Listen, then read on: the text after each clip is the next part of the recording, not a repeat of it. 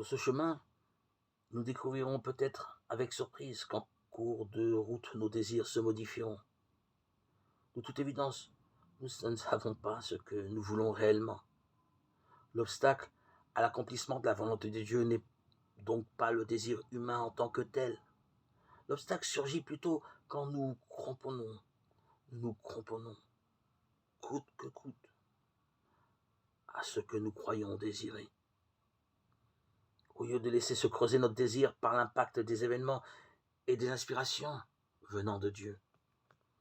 Dans l'évangile selon saint Jean, Jésus dit « Nul ne peut venir à moi si le Père qui m'a envoyé ne l'attire ».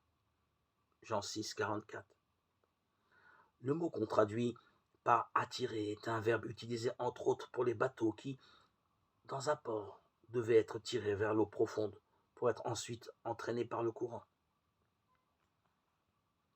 En nous appliquant cette image, nous pouvons considérer notre désir le plus profond comme la présence intérieure de Dieu, qui nous tire vers le Christ, qui nous met dans le courant du grand dessein de Dieu, voulant nous donner la vie en plénitude.